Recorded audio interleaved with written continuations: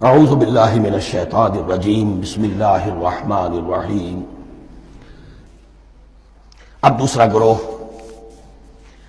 ان الذین کفروا سواء علیہم انذرتہم ام لم تنذرہم لا یؤمنون، یقیناً جن لوگوں نے کفر کیا، اور یہاں مراد کیا ہے؟ جو کفر پر اڑ گئے۔ اس کو ہم تعویل عام میں نہیں لے سکتے، اس لیے کہ اگر تو ہم اس کو عام میں لے لیں گے تو اس کے معنی تو یہ ہوں گے جس شخص نے کسی وقت کفر کیا اب وہ ہدایت پر آ ہی نہیں سکتا۔ نہیں، یہ بات نہیں ہے۔ کوئی کفر میں ہے، وہ غالطے کی بنا پر ہے، عدم توجہی کی بنا پر ہے، حق اس پر واضح نہیں ہوا ہے اس لیے ہے، تو آپ اسے سمجھائیں گے، انذار و تبشیر سے اسے فائدہ ہو جائے گا، واعظ و نصیحت سے اسے فائدہ ہو جائے گا۔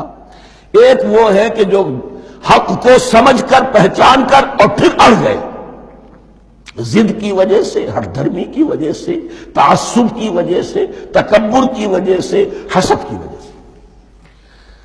ان الذین کفروا، ایسے لوگوں کا معاملہ کیا ہے؟ سواء علیہم انذرتہم ام لم تنذرہم لا یؤمنون، برابر ہے ان کے لیے، خواہ آپ انہیں سمجھائیں خواہ نہ سمجھائیں، ڈرائیں نہ ڈرائیں، انذار فرمائیں نہ کریں، لا یؤمنون، وہ ایمان لانے والے نہیں۔ وہی بات جو میں نے کہی تھی کہ سوتے کو جگایا جا سکتا ہے، جاگتے کو کیسے جگائیں؟ ختم اللہ علی قلوبہم وعلی سمعہم وعلی ابصارہم غشاوہ، ان کے دلوں پر اللہ نے مہر کر دی ہے۔ کیوں کر دی ہے؟ یہ ابتداء مہر نہیں ہوئی، جب حق کو پہچان کر انہوں نے رد کر دیا، اس کی پاداش میں، اس کی سزا کے طور پر۔ ختم اللہ علی قلوبہم، اللہ نے ان کے دلوں پر مہر کر دی ہے، وعلی سمعہم، اور ان کی سماعت پر بھی، وعلی ابصارہم غشاوہ، اور ان کی آنکھوں کے سامنے پردہ پڑ چکا ہے۔ یہ مضمون سورہ یاسین کے شروع میں پھر آئے گا بہت شر و بست کے ساتھ۔ وَلَهُمْ عَذَابٌ عَظِيمٌ، اور ان کے لیے تو اب بہت بڑا عذاب ہے۔ یہ دوسرا گروہ ہو گیا، ایک رکوع میں دو کو سمیٹ لیا گیا، کل ابھی 7 آیتیں ہوئی ہیں۔ ایک وہ گروہ جس نے قرآن مجید کی دعوت سے صحیح استفادہ کیا، ان میں طلب ہدایت کا مادہ موجود تھا، ان کی فطرتیں سلیم تھیں، ان کے سامنے دعوت آئی، قبول کی، اور قرآن کے بتائے ہوئے راستے پر چلے۔ وہ گلے سرسبد ہیں، وہ شجرہ قرآنی کے نہایت مبارک اور مقدس، وہ اس کے پھل ہیں۔ ایک گروہ وہ ہے جس نے حق کو پہچانا لیکن اس کو رد کر دیا اپنے تعصب یا ہٹ دھرمی کی وجہ سے۔ ان کا ذکر آ گیا بہت اختصار کے ساتھ، اس لیے کہ ان کا ذکر آپ کو بہت تفصیل سے مکی صورتوں میں ملے گا۔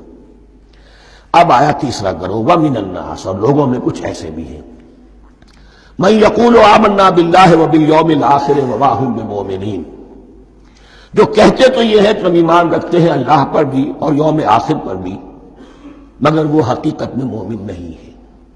یہاں ایک بات سمجھ لیجئے، اکثر اور بیشتر مفسرین نے اس تیسری کیٹیگری کے بارے میں یہی رائے قائم کی ہے کہ یہ منافقین مذکور ہیں یہاں، اگرچہ لفظ منافق یا لفظ نفاق نہیں آیا یہاں، لیکن مولانا نیلسن اصلاحی صاحب نے ایک رائے ظاہر کی ہے جو بڑی قیمتی ہے۔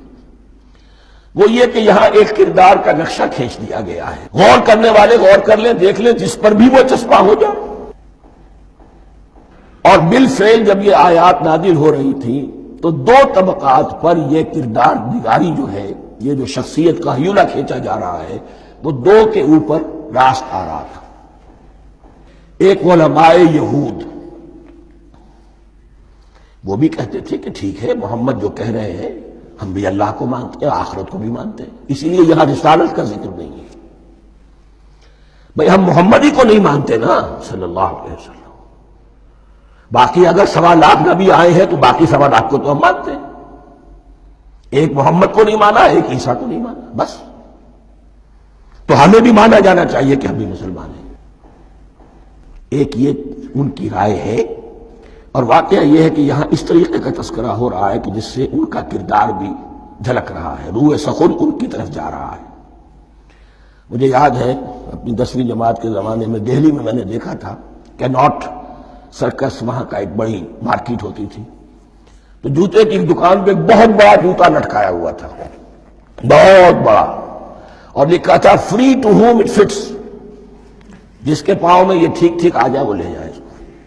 تو یہ free to home it fits ہے، ایک کردار ہے، اب یہ کردار جس کے اوپر بھی فٹ بیٹھ جائے، ان میں یقیناً زیادہ تو غلبہ یہی ہے جو مفسرین کی رائے ہے، منافقین کا معاملہ جو ہو رہا ہے، لیکن یہ کردار بعین نہیں فٹ بیٹھ رہا ہے یہود کے علماء پر۔ اور یہ بھی نوٹ کر لیجئے کہ جو مدینہ منورہ میں نفاق کا جو پودا پروان چڑھا ہے، بلکہ پودا نہیں کہنا چاہیے، جھاڑ جھکاڑ جو پروان چڑھا ہے، وہ یہودیوں کے زیر اثر، جیسے جنگل کے اندر بڑے بڑے درخت بھی ہوتے ہیں اور اندر جو ہے نیچے جھاڑیاں بھی ہوتی ہیں، تو یہ نفاق کا جھاڑ جھکاڑ جو ہے وہ یہودی علماء کا جو پودا تھا اور بہت بڑا تھا، اس میں کوئی شک نہیں، اس کے سائے میں پروان چڑھا ہے۔ ان دونوں میں معنوی ربط بھی ہے۔ وَمِنَ النَّاسِ مَن يَقُولُ آمَنَّا بِاللَّهِ وَبِالْيَوْمِ الْآخِرِ وَمَا هُم بِمُؤْمِنِينَ، اور لوگوں میں سے کچھ ایسے بھی ہیں جو کہتے تو یہ ہے کہ ہم ایمان رکھتے ہیں اللہ پر اور یوم آخر پر، لیکن وہ مومن نہیں ہیں۔ يُخَادِعُونَ اللَّهَ وَالَّذِينَ آمَنُوا وَمَا يَخْدَعُونَ إِلَّا أَنفُسَهُمْ، وہ دھوکہ دینے کی کوشش کر رہے ہیں اللہ کو اور اہل ایمان کو۔ یہ یخادعون جو ہے یہ باب مفعلہ ہے، باب مفعلہ میں کشمکش ہوتی ہے، کشاکش ہوتی ہے، لہذا ترجمہ میں نے کیا کوشش کر رہے ہیں۔ وما یخدعون الا انفسهم، یہ ثلاثی مجرد میں آ گیا، اور نہیں دھوکہ دے رہے مگر صرف اپنے آپ کو۔ یہ یقینی ہے اپنے آپ کو تو دھوکہ دے رہے ہو، لیکن یہ کہ اللہ اس کے رسول کو، اللہ اور اہل ایمان کو دھوکہ نہیں دے سکتے۔ سورہ نساء کی آیت نمبر 142 میں یہ کھل کر منافقین کے بارے میں یہی الفاظ آئے ہیں، ان المنافقین یخادعون اللہ وہو خادعہم، یقیناً منافقین جو ہے وہ اللہ کو دھوکہ دینے کی کوشش کر رہے ہیں اور اللہ انہیں دھوکہ دے رہا ہے۔ وما یشعرون، انہیں اس کا شعور نہیں ہے۔ یہ بہت اچھی طرح نوٹ کر لیجیے، منافقین کی بھی اکثریت وہ تھی جنہیں اپنے نفاق کا شعور نہیں تھا، وہ اپنے تئیں سمجھتے تھے اپنے آپ کو مسلمان، وہ کہتے تھے یہ بے وقوف لوگ ہیں، محمد رسول اللہ کے بارے میں کہتے تھے یہ خام خواہ جو ہے انہوں نے لڑائی بھڑائی مول لے لی ہے اہل مکہ کے ساتھ، کیا ضرورت ہے، امن کے ساتھ جو ہے بات کرنی چاہیے۔ وہ سمجھتے تھے کہ ہم خیر خواہ ہیں، ہم بھلی بات کہہ رہے ہیں، یہ بے وقوف لوگ ہیں، دیکھتے نہیں کہ کس سے ٹکرا رہے ہیں، ہاتھ میں اسلحہ نہیں ہے اور لڑائی کے لیے جا رہے ہیں، تو بے وقوف تو یہ ہے۔ لیکن وہ سمجھتے تھے کہ ہم تو بڑے مخلص ہیں، ہم مصلح ہیں، تو ما یشعرون بہت ضروری ہے۔ بعض لوگ منافق ایسے بھی تھے کہ جو اسلام میں داخل ہی ہوتے تھے دھوکہ دینے کی خاطر، اور ان پہ پہلے دن سے واضح ہوتا تھا کہ ہم مسلمان نہیں ہیں، ہم نے اسلام کا لبادہ اوڑھا ہے صرف دھوکے کے لیے۔ اس کا ایک ذکر سورہ آل عمران میں آئے گا۔ لیکن اکثر و بیشتر منافقین دوسری طرح کے تھے جنہیں اپنے نفاق کا شعور حاصل نہیں تھا۔ فی قلوبہم مرض، ان کے دلوں میں ایک روگ ہے، بیماری ہے۔ یہ روگ اور بیماری کیا ہے؟ ایک لفظ میں اس کو تعبیر کیا جائے، کردار کی کمزوری، ویکنس آف کیریکٹر۔ ایک شخص وہ ہوتا ہے کہ جو سمجھتا ہے یہ حق ہے، حق سے بعد آباد، اب جو ہو سو ہو۔ ایک حق کو حق پہچان کر رد کر دیتا ہے، وہ کافر ہو گیا۔ ایک حق کو حق پہچان کر آیا تو صحیح، لیکن ویکنس آف کیریکٹر کی وجہ سے قوت ارادی کمزور ہے، آخرت بھی چاہتے ہیں، دنیا کو بھی ہاتھ سے دینے کو تیار نہیں، یہاں کا بھی کوئی نقصان نہ ہو اور آخرت کا بھی سارا بھلا ہمیں مل جائے۔ یہ وہ لوگ ہیں در حقیقت کہ اس کو کہا روگ۔ فی قلوبہم مرض فزادہم اللہ مرضا، تو اللہ نے ان کے مرض میں اضافہ کر دیا۔ یہ اللہ کی سنت ہے، آپ حق پر چلنا چاہیں حق کا راستہ آپ کے لیے آسان کر دے گا، آپ برائی کی طرف جانا چاہیں بڑی سے بڑی برائی آپ کے لیے ہلکی ہوتی چلی جائے گی، کوئی خاص بات ہی نہیں، چلو یہ بھی کر گزرو، جب یہ کر لیا تو یہ بھی کر گزرو۔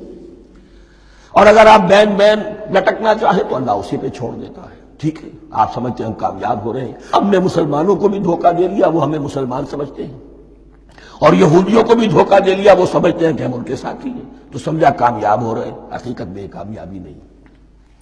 فی قلوبہم مرض فزادہم اللہ مرضا ولہم عذاب علیم بما کانوا یکذبون، اور ان کے لیے تو دردناک عذاب ہے۔ عذاب عظیم کا لفظ آیا تھا اوپر کفار کے لیے، وَلَهُمْ عَذَابٌ عَظِيمٌ، 7ویں آیت ختم ہوئی، اور عذاب علیم کا لفظ آیا یہاں، ان کے لیے دردناک المناک عذاب ہے۔ بما کانوا یکذبون، بسبب اس جھوٹ کے جو وہ بول رہے تھے۔ وَإِذَا قِيلَ لَهُمْ لَا تُفْسِدُوا فِي الْأَرْضِ، اور جب ان سے کہا جاتا تھا مت فساد کرو زمین میں۔ مراد کیا ہے اس سے؟ کہ جب محمد کو مان لیا کہ اللہ کے رسول ہیں، اب ٹھیک ٹھیک پیروی کرو، ان کے پیچھے چلو، ان کا حکم ہے تو جنگ کے لیے نکلو، ان کی طرف سے تقاضا آتا ہے مال پیش کرو، اور اگر تم اس سے کتراتے ہو تو فساد مچا رہے ہیں، جماعتی زندگی کے اندر فتنہ و فساد پیدا کر رہے ہیں۔ وَإِذَا قِيلَ لَهُمْ لَا تُفْسِدُوا فِي الْأَرْضِ قَالُوا إِنَّمَا نَحْنُ مُصْلِحُونَ، وہ کہتے تھے نہیں ہم تو صلح کرانے والے ہیں، اصلاح کرنے والے ہیں، ہم چاہتے ہیں لڑنا بڑنا کوئی اچھی بات نہیں ہے، ٹکراؤ تصادم یہ کوئی اچھے کام تھوڑا ہی ہے، بس ٹھنڈے ٹھنڈے دعوت دیتے رہو، جو چاہے قبول کر لے جو چاہے رد کر دے، خام خواہ یہ ٹکرانا اور یہ جنگ کرنا اور اللہ کے دین کو غالب کرنے کے لیے یہ قربانی دو اور یہ مصیبت جھیلو اور یہ مشقت برداشت کرو اور یہ چیز چھوڑو اور یہ ترک کرو، یہ کاہے کے لیے؟ وَإِذَا قِيلَ لَهُمْ لَا تُفْسِدُوا فِي الْأَرْضِ قَالُوا إِنَّمَا نَحْنُ مُصْلِحُونَ أَلَا إِنَّهُمْ هُمُ الْمُفْسِدُونَ وَلَٰكِن لَا يَشْعُرُونَ، آگاہ ہو جاؤ کہ وہی ہے مفسد، فساد پھیلانے والے، اس لیے کہ محمد رسول اللہ کی دعوت ہے زمین میں اصلاح کے لیے، اس اصلاح کے لیے کچھ آپریشن کرنا پڑے گا، مریض اس درجے کو پہنچ چکا ہے کہ آپریشن کے بغیر اس کی شفا نہیں ہوگی، اب اگر تم اس کے راستے میں رکاوٹ بنتے ہو تو در حقیقت تم فساد مچا رہے ہو لیکن تمہیں اس کا شعور نہیں۔ الا انہم ہم المفسدون ولکن لا یشعرون، پھر دیکھیے نوٹ کیجئے شعور نہیں ہے، شعوری نفاق اور شے ہے، غیر شعوری نفاق ہے کہ جس کا یہ سارا تذکرہ ہو رہا ہے۔ صدق اللہ العظیم۔